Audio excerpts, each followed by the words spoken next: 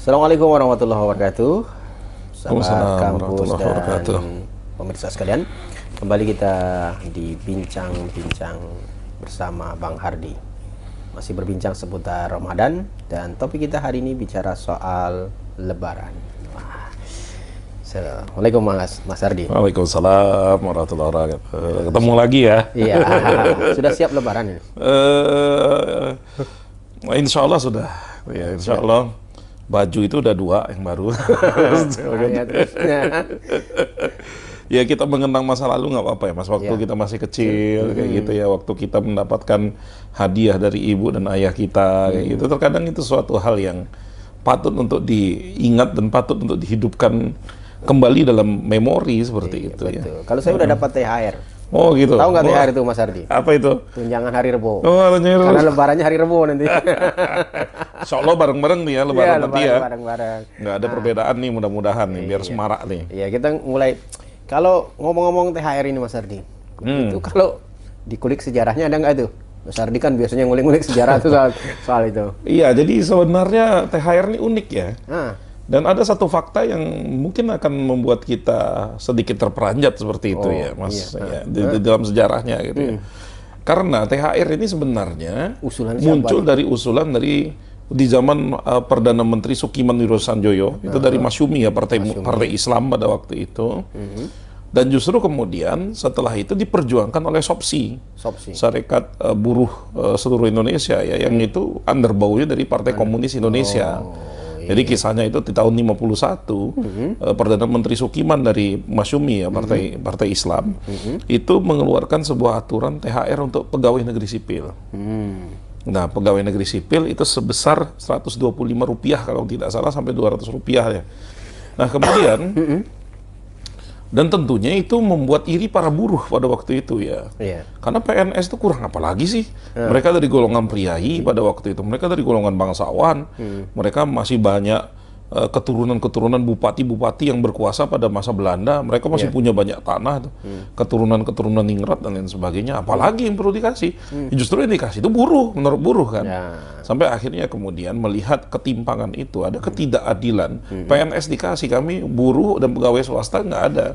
Nggak dikasih. Sampai akhirnya kemudian SOPSI pada waktu itu, Serikat Organisasi Buruh Seluruh Indonesia, yang underbow dari Partai Komunis Indonesia, itu berjuang untuk mengesahkan THR itu agar bisa dinikmati oleh pegawai swasta dan buruh juga seperti itu.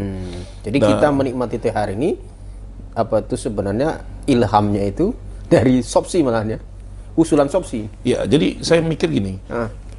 Sejarah itu bukan doktrin ya. Ini yang harus dipahami dulu. Kalau doktrin itu adalah rukun iman, rukun Islam itu doktrin yang memang harus kemudian kita yakini.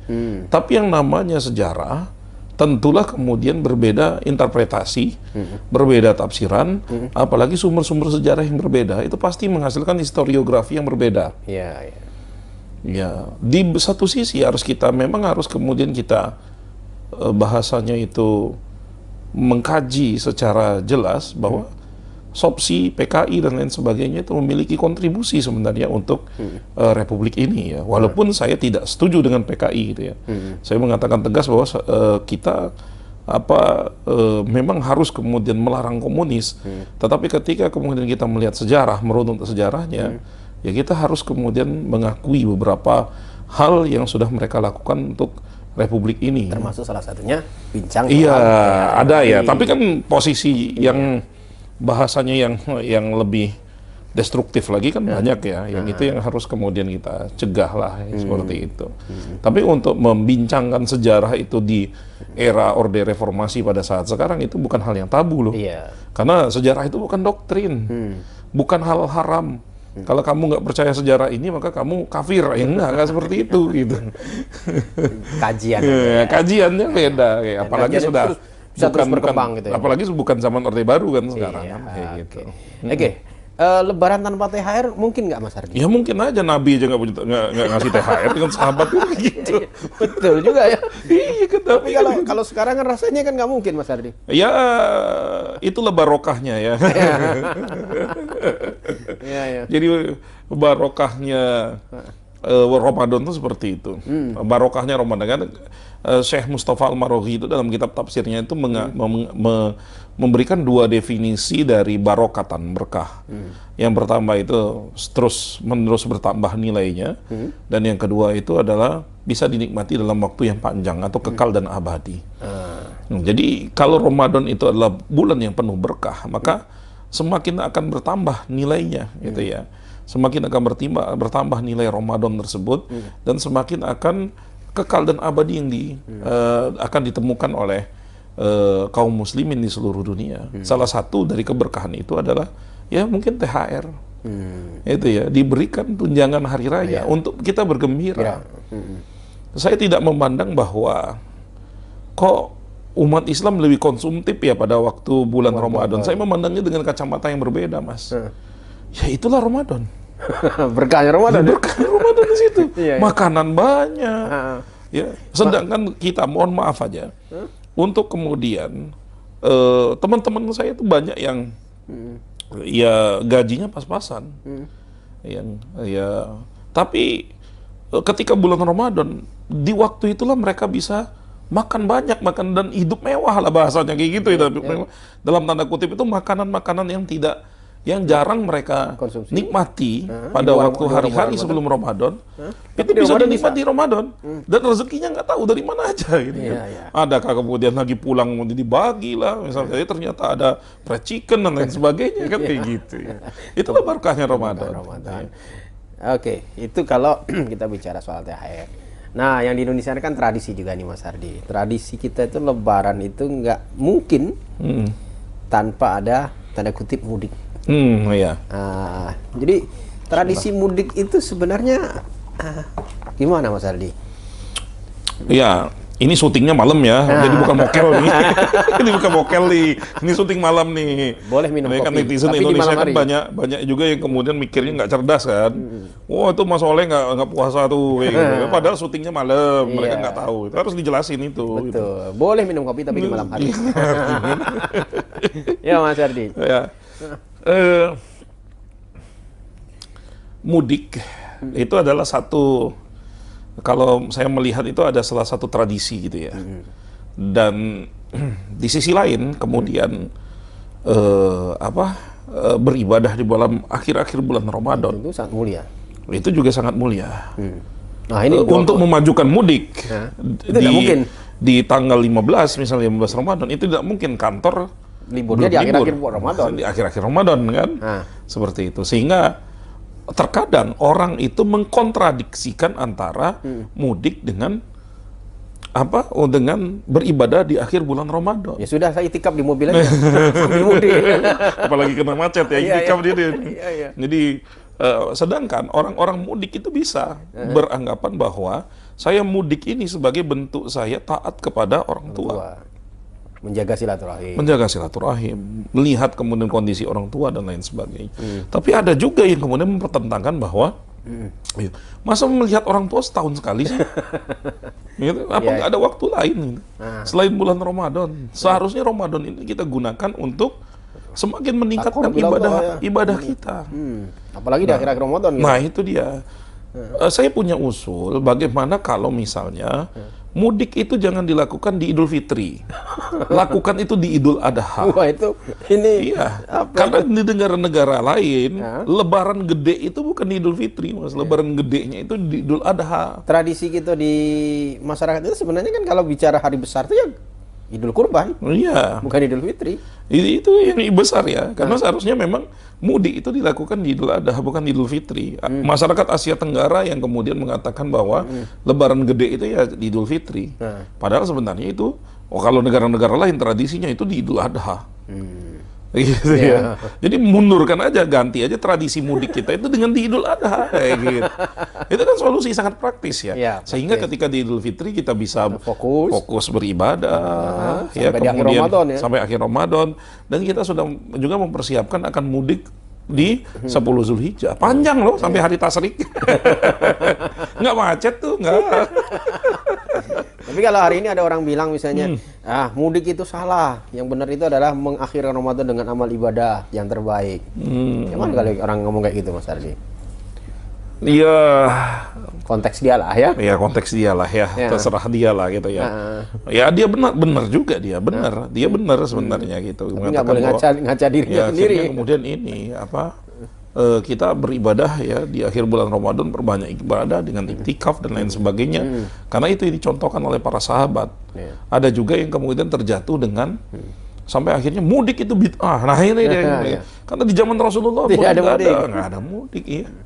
Mobil carry aja nggak ada zaman Rasulullah. Iya. Jadi ya itu tradisi ya, tradisi masyarakat Indonesia. Ketika kemudian diganti dengan hari lain, nuansanya nggak sama seperti Idul Fitri. Betul. Ya misalnya nih, kita ganti misalnya dengan bulan Muharram, pulang, ketemu dengan orang tua, nggak ngumpul juga. Iya. Karena yang dicari itu kan ngumpul keluarganya itu loh. Momennya Idul Fitri. Momen-momennya Idul Fitri. Ada yang 10 tahun nggak ketemu, yang dari Papua, yang dari Aceh, yang dari Kalimantan, tiba-tiba ada momen Idul Fitri, pulang semuanya. Oh itu merasakan hal yang luar biasa. Ya, Anda yang punya orang tua pasti merasakan itu, rindu yang begitu luar biasa pada waktu Lebaran. Ya, karena mengapa? Karena itu adalah Idul Fitri itu akhir Idul Fitri, akhir Ramadan itu bagi manusia Indonesia itu bukan lagi hubungannya dengan hablum minallah. Ya, sebagaimana Rasul dan para sahabat hablum minallah pada waktu itu. Dia sudah berpikir hablum minannas, masyarakat Indonesia. Balik kayak gitu. Cuman ya mau gimana lagi, itulah tradisi kita. Kayak gitu. Iya. Idul Fitri itu kan hari kemenangan, Mas Ardi. Siapa sih sesungguhnya orang yang bisa atau mendapatkan kemenangan itu sendiri, sebenarnya siapa sih? Ya pasti orang puasa lah. Masa orang gak puasa dapat kemenangan? Tapi faktanya kan juga begitu, Mas Ardi. Banyak orang nggak berpuasa tapi juga sangat merayakan Idul Fitri. Ya namanya barokah Idul Fitri ya itu. Ya, gitu, ya. Orang lebih seneng ya.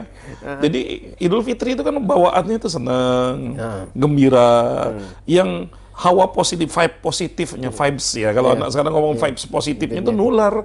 Mau dia puasa atau enggak, ya dia gembira juga. Minimal dia baju baru gembira. Minimal dia dapat THR gembira. Walaupun misalnya dia menjadi muslim yang khilaf tadi ya. Muslim khilaf yang dia tidak berpuasa misalnya kayak gitu. Sama juga misalnya dia nggak berpuasa tapi buka bareng. Ya sudah nikmatin aja ya. Gitu. Apa-apa. Kata judulnya buka bareng, bukan puasa bareng. Ya nggak apa-apa. Undangannya Cuma kan buka bareng gini, yang perlu kemudian kita garis bawahi bahwa puasa itu identik dengan jihad.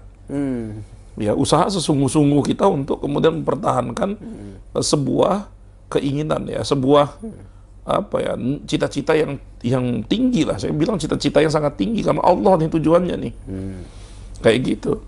Kita berusaha setengah mati untuk menahan hawa nafsu. Ingat, di puasa itu bukan yang haram saja yang dilarang. Tapi yang halal. Yang halal aja nih, seperti minum kopi seperti ini pada waktu siang, itu pasti akan dilarang. Gitu. Padahal halal loh, jelas itu. loh. Jadi seolah-olah Allah tuh ingin ngomong dengan kita gini, kalau kalian itu sudah terlatih untuk menahan diri dari sesuatu yang halal di bulan Ramadan, maka kalian sudah terlatih juga menahan diri dari yang haram di luar bulan Ramadan. Nah itu itu pembelajarannya. Itu semestinya yang bisa kita maknai kan. Cuman makna Ramadan itu hilang karena saya datang ke sini juga tadi udah macet.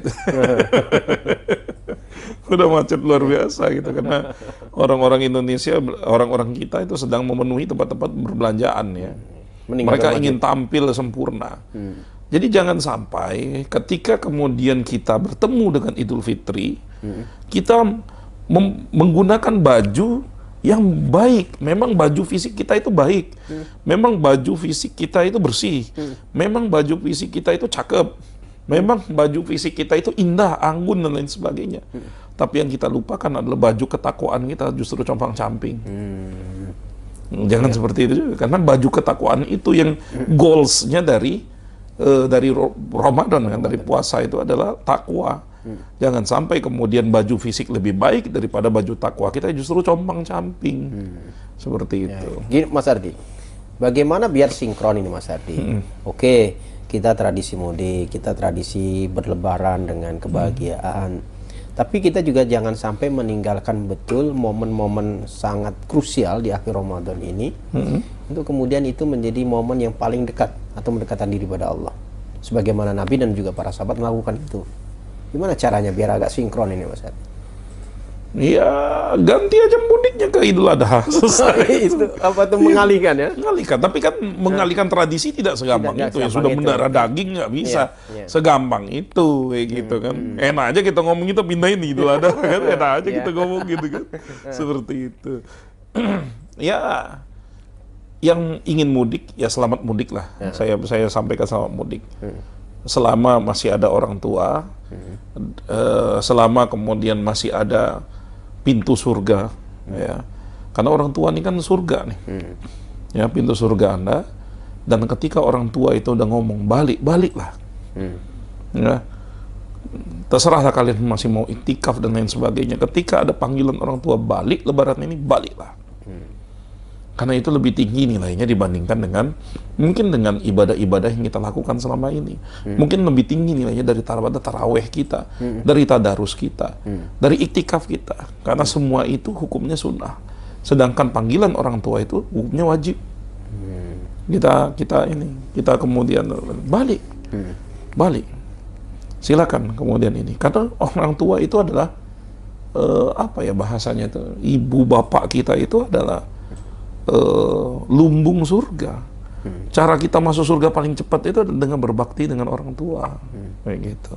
Iktikaf, antum belum tentu ketemu dengan Lailatul Qadar. Tapi ketika antum taat dengan orang tua, antum sudah dipastikan pahala antum oleh Allah Subhanahu Wa Taala. Pikirannya kan seperti itu ya, kayak gitu. Jadi tradisi yang kemudian harus dikemas dengan ketaatan. Ketaatan. Tadi silaturahim. Iya. Tapi yang lebih mungkin diutamakan adalah bagaimana menjaga silaturahim dengan orang tua, menjaga hubungan baik, menjaga untuk selalu berbuat baik pada orang tua. Itu mungkin yang harus dikedepankan. Iya, benar. Karena itu sudah Rasulullah sendiri kan mengatakan bahwa jangan mengatakan itu di dalam Al-Qur'an sudah dijelaskan, bukan di dalam hadis, dalam Al-Qur'an. Di dalam Al-Qur'an. Masalah-masalah yang lain, iktikaf dan lain sebagainya, itu di tatarannya hadis. Taat dengan orang tua, itu tatarannya Al-Quran. Al-Quran yang ngomong. Jangan pula sampai ketika kita ada fenomena hijrah ya, pada saat ini ada pemuda-pemuda yang sedang hijrah dan lain sebagainya, jangan salah prioritas. Karena ada dalam ibadah itu yang namanya prioritas. Jadi seperti ini, Mas. Ada orang yang beranggapan bahwa dirinya baik ketika dia sudah melaksanakan sholat malam, tapi di sisi lain subuhnya kesiangan. Iya. Dia nggak tahu lagi mana yang wajib dan mana yang sunnah didulukan, itu bingung dia. Seolah-olah sholat malam itu yang paling keren, padahal yang wajib itu sholat subuh. Ya, antum dapat 2 rakaat sebelum sholat subuh, itu lebih baik daripada dunia dan seisinya, apalagi sholat subuhnya. Kayak gitu ya. Iya. Gitu. Jadi berislam itu mesti harus holistik ya, Mas Ardi. Iya, memang kafah ya, kalau holistik itu bahasanya harus kafah. Dan yang penting lagi adalah harus bijak.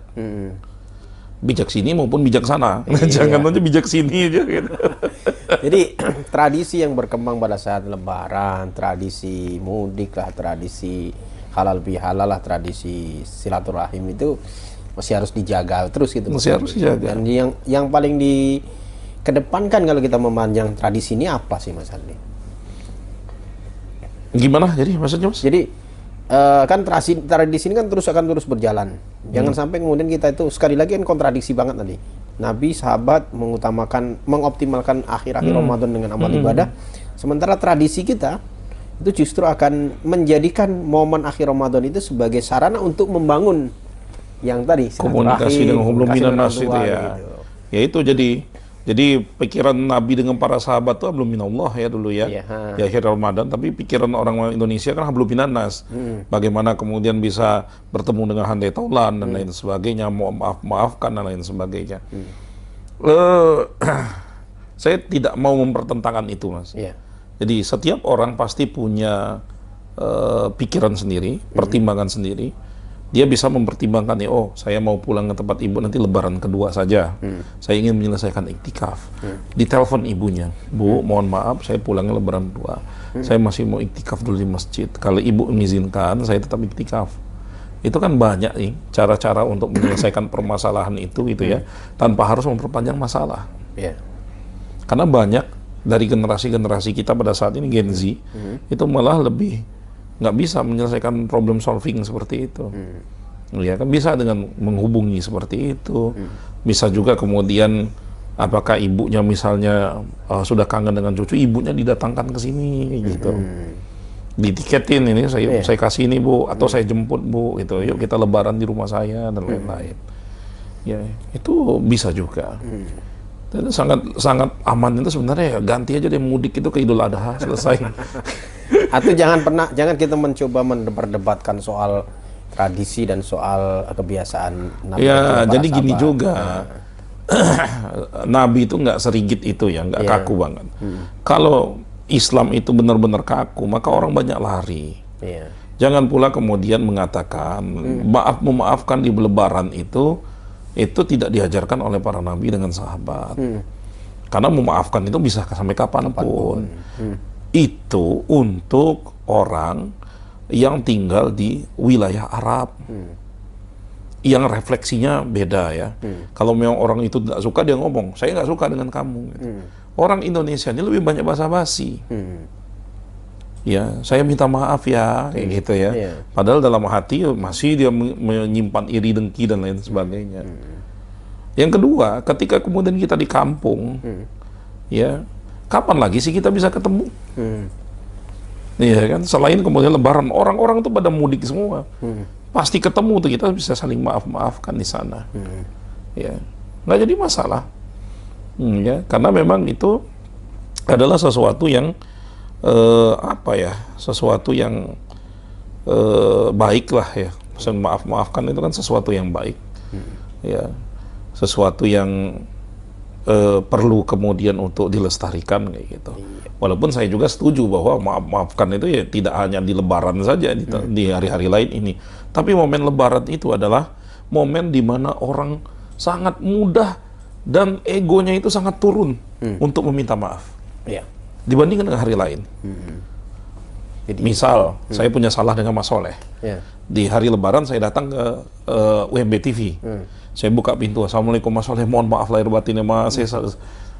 Ego saya itu harus ditekan dibandingkan dengan hari yang lain. Mungkin saya kan keluar masuk UMB TV, minta maaf dah yo. Gitu. Dan pada waktu itu egonya Mas Soleh juga pasti sedang turun. Ya sudah, saya maafkan. Kayak gitu. Momennya pas. Ya, momennya pas. Tetapi ketika kemudian itu bukan di bulan Syawal, Idul Fitri, egonya naik, enak aja kok minta maaf. Gitu. Jadi manfaatkan berkah momen Syawal itu, ya, momen berkah itu. hari raya itu di situ. Gitu. Oke, jadi momennya itu jangan sampai lepas. Proses hati yang lagi lagi terbuka ini ya manfaatkan dengan sebaik-baiknya. Jangan sampai momennya habis, lalu kemudian kita kembali lagi pada tabiat awal. Iya, karena salah satu di hadis Nabi itu kan menyampaikan ya, salah satu bukti bahwa hari raya itu kan ada dua ya dalam Islam itu, hari raya yang pertama Idul Fitri, yang kedua Idul Adha. Hadis Nabi itu menjelaskan bahwa apa yang membedakan kemudian hari raya dengan bukan hari raya adalah ketika mereka melaksanakan sholat. Sholatnya itu di lapangan. Karena mengapa di lapangan? Karena wanita haid, anak-anak, kemudian laki-laki, orang-orang yang sedang sakit yang itu masih bisa datang untuk ke lapangan dan datang karena itu adalah hari raya. Selepas sholat itu, nggak ada perintah Nabi lagi untuk ngapain, nggak ada. Artinya itu masuk ke masalah muamalah duniawiyah kan, yang itu dibebaskan umat Muslim. Mau kemudian bertandang kah, mau kemudian maafkan kah, terserah. Mau ente tiduran aja di rumah ya terserah. Mau ente rebahan di bawah AC di dalam kamar main FF, itu terserah kayak gitu. Iya kan? Ya setelah sholat itu terserah. Kayak gitu. Bener gak? Betul. Iya kan? Ketika sudah sholat minta maaf, ente minta dalil. Ketika sudah sholat perut sakit ke WC, enggak perlu dalil. Iya, iya. Iya, seperti itu sih, Mas. Ya, oke.